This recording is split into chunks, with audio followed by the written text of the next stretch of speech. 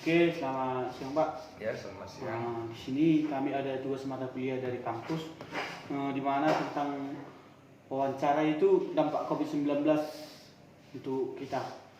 Nanti di sini saya akan ada beberapa pertanyaan kepada Bapak. Sebelumnya saya perkenalan dulu Pak. Oh, Imam Pau. Oke, saya Rano Tafia Pak dari Universitas Negeri Medan. Di sini yang mau saya tanyakan itu di masa pandemi ini. Misalnya pada saat penjualan barang sebelum masa pandemi, apakah ada kenaikan atau keturunan? Karena orang Bapak di sini kan punya usaha yaitu rumah makan. Kira-kira seperti apa?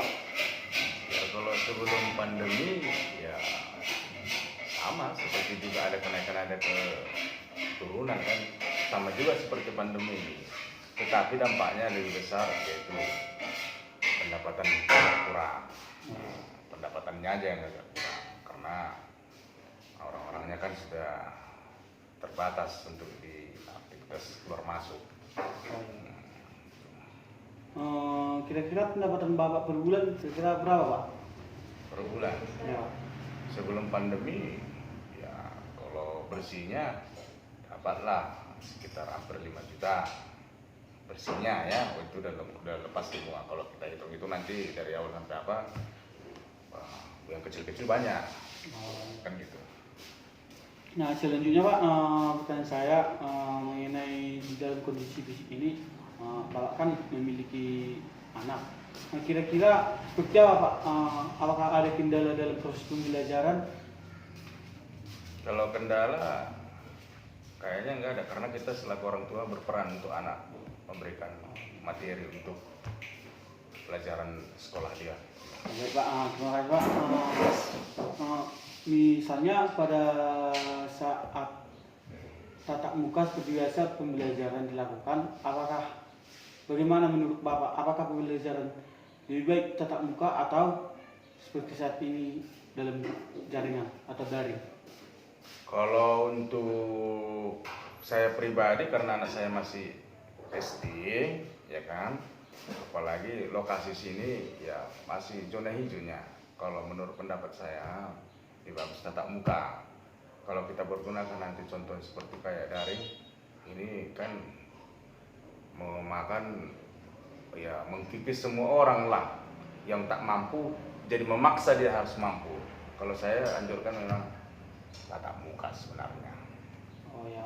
Zona hijau ya. Iya Pak, untuk zona hijau. Nah, pertanyaan saya selanjutnya Pak, bagaimana mental seorang anak menghadapi pada saat ini, pada masa-masa pandemi COVID-19 ini? Bagaimana mental anak pada saat melakukan proses pembelajaran?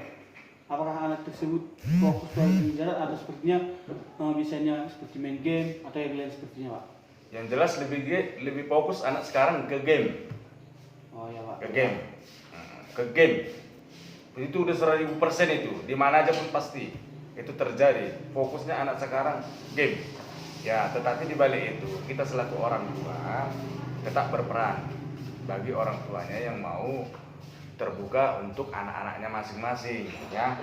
Itu aja. Jadi Pak, Bapak sebagai orang tua, langkah seperti apa untuk mengatasi hal ini supaya anak tersebut atau anak Bapak tidak terlalu berfokus pada game tersebut, misalnya? Bagaimana langkah Bapak? Langkah apa yang akan Bapak lakukan? Langkahnya ini tadi, kalau kita mau bertindak sendiri tak mungkin. Kalau kita mau membawa contohnya kayak seperti kelompok orang tua bergabung, bagaimana juga supaya anak ini tadi bisa kita tertibkan untuk belajar tambahan, contohnya dihadirkan guru-guru les gitulah kan ya. Jadi kalau ini kan kayaknya mustahil, nggak bisa, ya kan.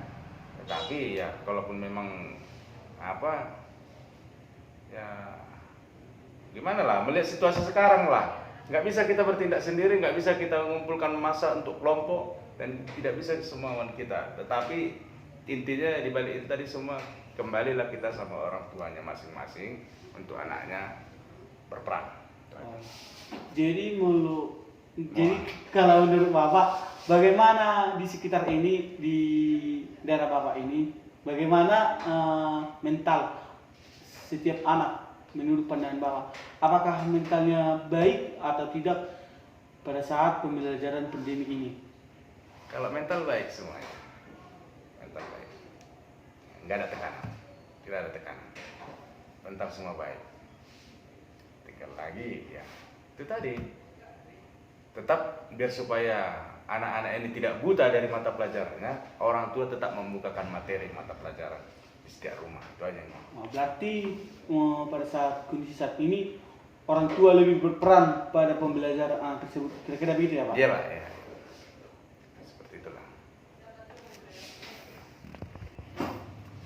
Oke, baik Pak. Dan pertanyaan saya selanjutnya, secara mentalnya, baik itu orang tua ataupun terhadap anak atau anak terhadap orang tua, khususnya baik di lingkungan ataupun di keluarga Bapak ini, kira-kira seperti apa pengaruh COVID-19 ini Pak? Ya pengaruhnya besar, besarnya begini, karena ini kan virus dunia. Ya memang secara otomatis kalau kita mental kita pun ikut juga kurang. Jangankan anak-anak, karena kita kebanyakan jatuhnya sama anak, mengkhawatirkan itulah tadi. Tapi kan kita tidak menjatuhkan juga mental anak-anak kan. Ya. Kita biarkan juga dia memang bermain. Oke Pak, baik Pak, terima kasih atas jawaban dari Bapak mengenai wawancara ini di masa pandemi ini. Kata saya mengucapkan terima kasih banyak kepada Bapak. Oke, makasih. Ya.